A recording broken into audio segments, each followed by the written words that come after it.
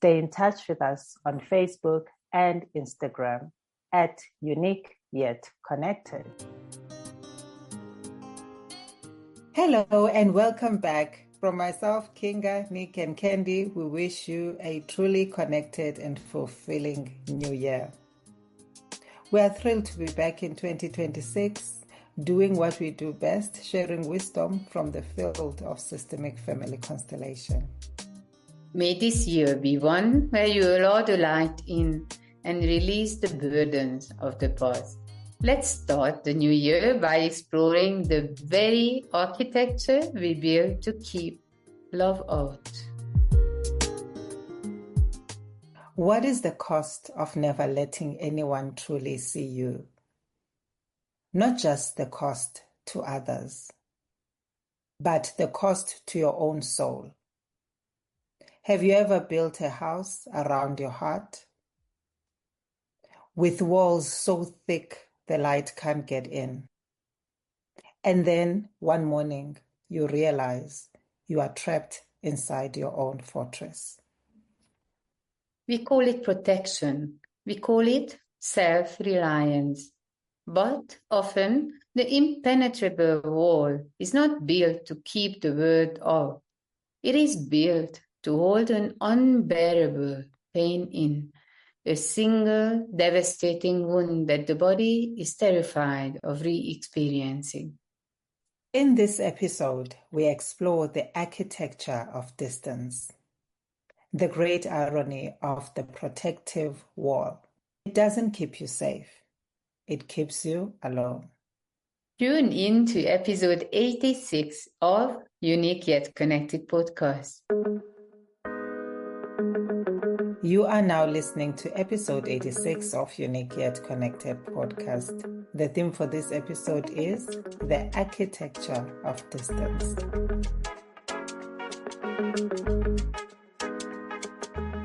Welcome to Unique Yet Connected. I'm Nolita Tozwa Fenton, Itologazi, the explorer of the unseen, the unheard, and the untold, the space holder, seeker, and sacred witness in the work of systemic family constellations. As always, I'm not alone. Kinga and Nick on the other side of the virtual. Over to you, Kings. Thank you, Noli. Hello, Nick, dear listeners and co-editors. This is where we explore the hidden patterns that shape our lives. I am Kinga Siladi, facilitator and guide through the field where unseen truths rise to the surface. Together, we walk the invisible terrain of the family soul, where the wisdom that speaks is when the system reveals itself. Thank you for joining our movement of translating the wisdom of systemic family constellations into a practical language that all of us can easily understand and, most importantly, implement in our daily lives.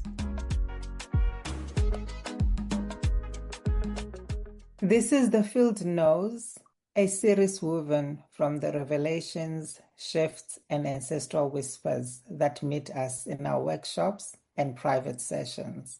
We offer them back to you as orientation points for your own journey toward alignment and wholeness. What is the cost of never letting anyone truly see you?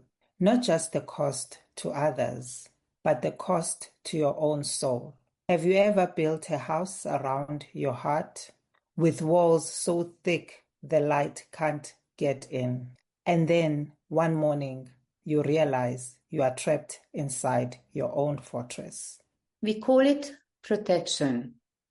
We call it self-reliance. But often the impenetrable wall is not built to keep the world out. It is built to hold an unbearable pain in, a single devastating wound that the body is terrified of re-experiencing. In this episode, we explore the architecture of distance, the great irony of the protective wall. It doesn't keep you safe, it keeps you alone. It keeps you disconnected from the very love that could dismantle the stones. In this episode, we enter a field where self-sufficiency has become self-imprisonment, where the fear of abandonment has created the very isolation it dreaded. Stay with us, feel the stone walls, and listen for the echo of the small, hurting self held captive. The wall, a fortress of one. The client arrived with a common complaint. I cannot connect. I feel alone in a crowded room. So we entered the work by setting up the field. One representative for the client and one for the wall, the resistance, the self-isolation. The wall was immediate, massive. It didn't stand next to him or around him. It stood directly in front of his face, like a mirror he couldn't see through. But that was also a barrier he couldn't push past.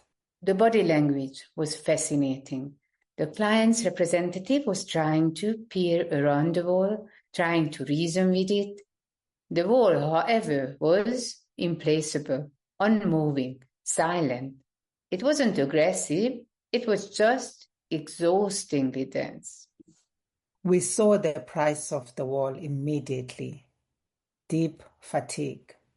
The client was using all his energy just to maintain the boundary, not to live his life. Protection is work.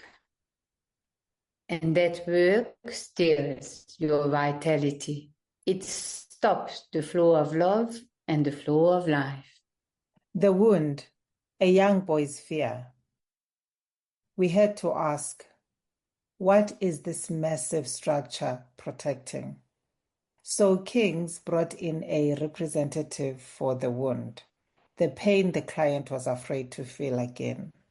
The wound representative walked in, small and shaking. And instantly, the client's representative, the adult, stopped trying to move the wall.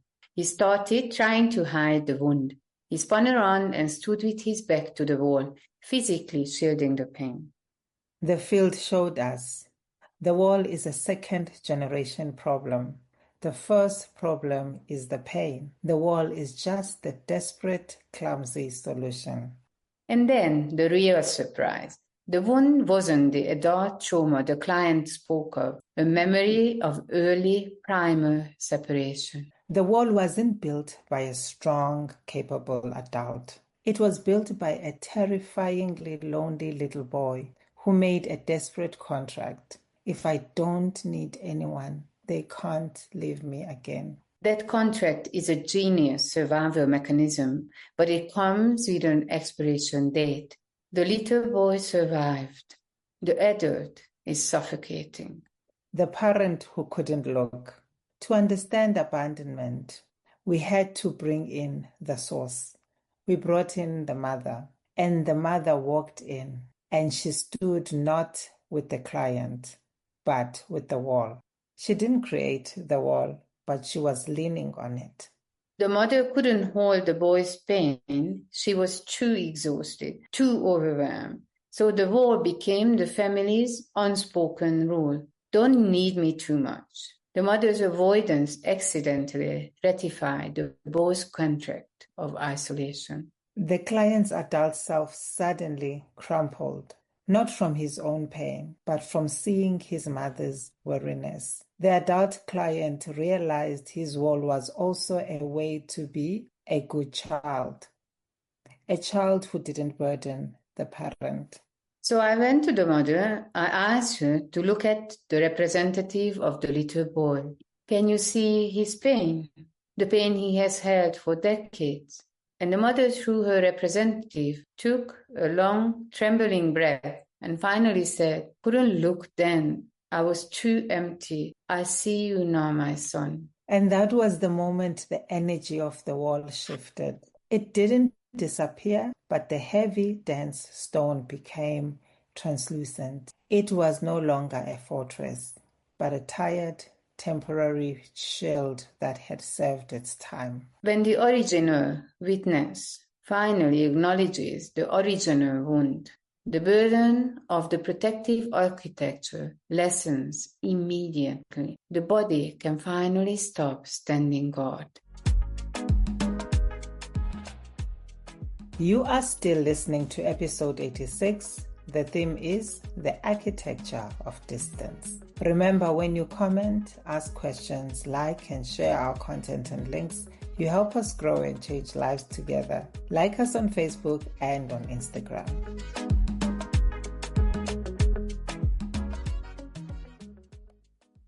Claiming the scar.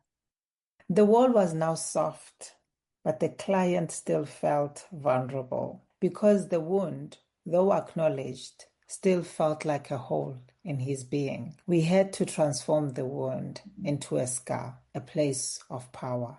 We introduced the adult self to the wounded child, the ultimate reunion. The adult didn't try to fix him or minimize his pain. He simply looked down at the boy and spoke the 3 words he needed to hear. You were never alone.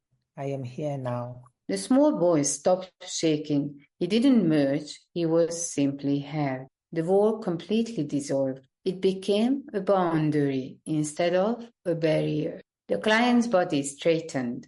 The fatigue lifted. He wasn't isolated from the world anymore.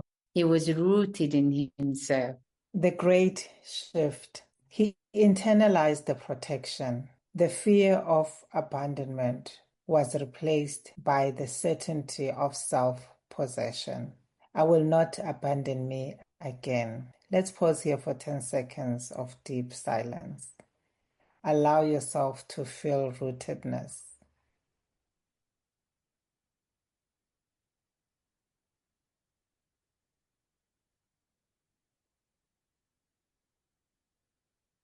The connection he craved outside, he found first and most enduringly inside. The lesson. The wall you built around your heart was an act of love. The only way a young self knew how to survive. But the grown-up self has a choice. Is this architecture still serving your highest good? Or is it merely protecting an empty space? Healing is not about tearing the walls down instantly. It is about making them porous. It is about letting the light in so you can see the small, brave one who built the wall in the first place. The opposite of isolation is not simply company. It is self-witnessing. It is standing firm in or on your scar, not hiding in your wound.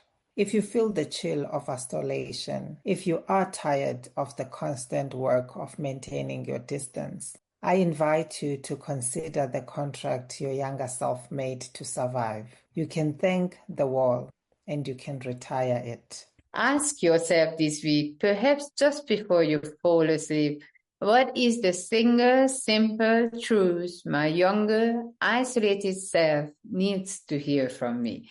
The adult I am now. And then gently tell them. The world is waiting to meet you, the person behind the fortress. We are here to help you open the gate. The field knows the blueprint of your heart, and it is ready for you to rebuild. Thank you for your contribution in helping us to be chosen as a top 10 South Africa family podcast by FeedSpot. We are also thrilled to be ranked among the best 30 family therapy and best 10 family secrets podcasts by A Million Podcasts. To celebrate our growing community, join our monthly virtual connection circle every first Tuesday evening of the month. To receive your link, subscribe on our website www.uniqueyetconnected.com or check for updates on our socials at uniqueyetconnected. In the next episode, we still share with you how the field reveals the roots, the repetition, and the release.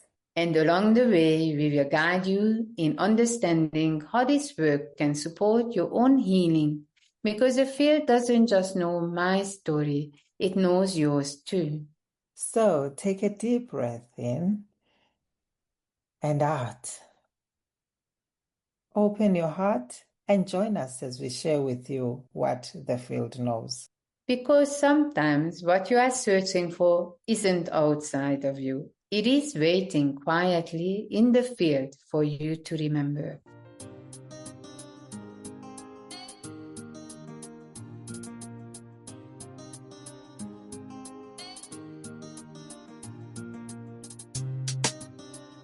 A big thank you to you for listening to our episode, and to Nick Mons from That Guy Productions for making us sound fabulous and on point. That Guy Productions would like to wish all the listeners of Unique Yet Connected a very prosperous new year. All the best from Nick and Candy. Episode 87 will be on the 25th of January 2026 from 10 a.m. South African Standard Time. For links and updates, stay tuned to our Facebook and Instagram pages at Unique Yet Connected. Unique spelled Y-O-U-N-I-Q-U-E. Stay unique, stay connected, and remember you are one of a kind, and we can only create a really meaningful podcast together. Siyabulela, Kosonom, Bayadangi, thank you. Siyabulela, Kosonom, Bayadangi. Thank you.